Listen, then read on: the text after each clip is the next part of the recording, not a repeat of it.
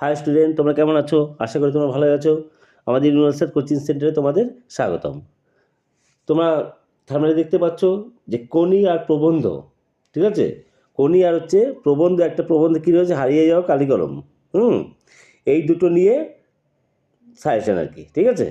তো প্রথম কথা বলে দিই, আমি যে কোশ্চেনগুলো দিচ্ছি মানে বিভৎসভাবে করে যাবে, না গেলে কিন্তু পস্তাবে।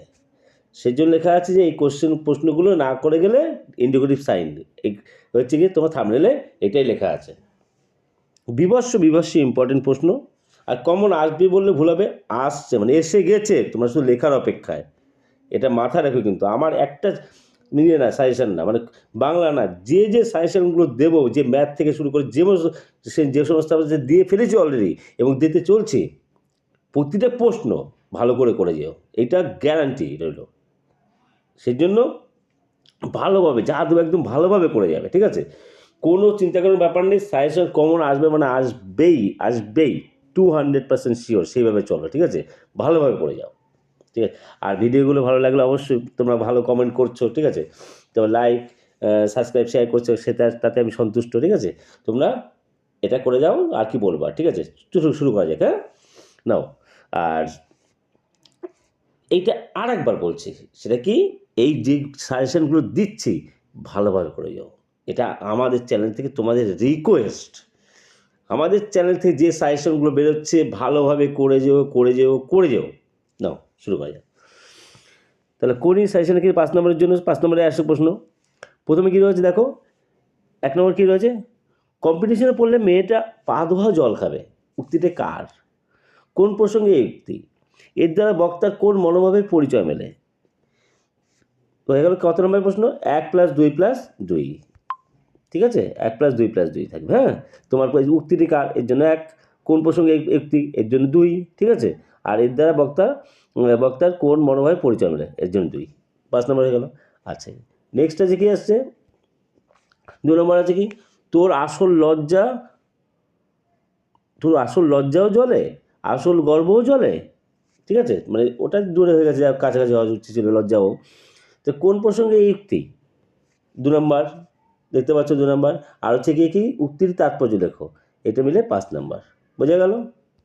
হয়ে গেল, দুটো প্রশ্ন হয়ে গেল। চলো এবার নেক্সট 3 নম্বর প্রশ্নে চলো। দেখো কি বলছে, কোনির চরিত্র বা কোনির পরিবারের জীবনের পরিচয় দাও। কোনির চরিত্র বা কোনির পরিবারের জীবনের পরিচয় দাও।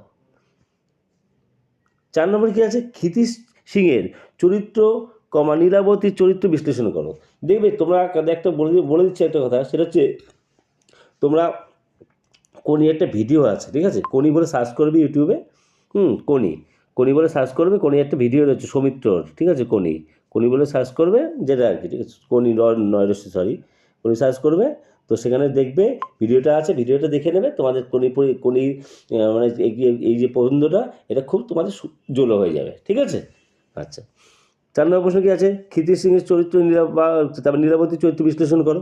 5 নম্বর কী আছে, এটা বুকের মধ্যে পুষে রাখুক। বুকের মধ্যে কি পুষে রাখার কথা বলা হয়েছে? 1 নম্বর। আর 4 নম্বর কী আছে, 4 নম্বরটা কী আছে, যে বক্তা কেন এই পুষে রাখার কথাটা ভেবেছেন, ঠিক আছে? চলো তাহলে কটা হলো, 2 আর 3 5 নম্বর পর্যন্ত গেল। আচ্ছা, এই 3টে লাস্ট।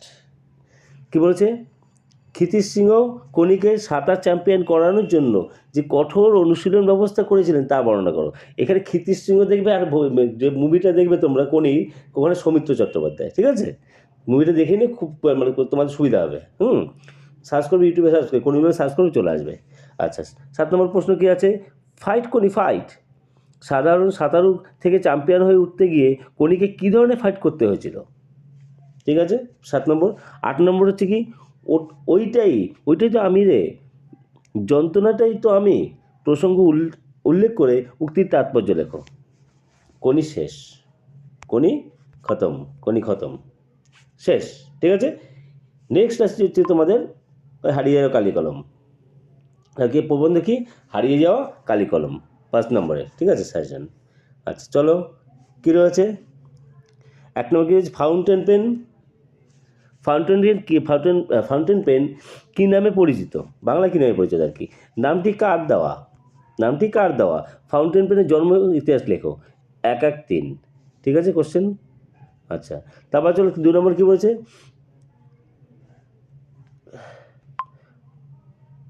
হ্যাঁ 2 নম্বর কী হয়েছে, আমার মনে পড়ে প্রথম ফাউন্টেন পেন কেনার কথা, বক্তার আসল নাম কি, যে কথাটা বলছে তার আসল নাম কি, তার ফাউন্টেন পেন কেনার ঘটনাটি সংক্ষেপে বর্ণনা করো, 1+4, 5 নাম্বার। 2টো প্রশ্ন বলে এবার নেক্সট আগাও চলো।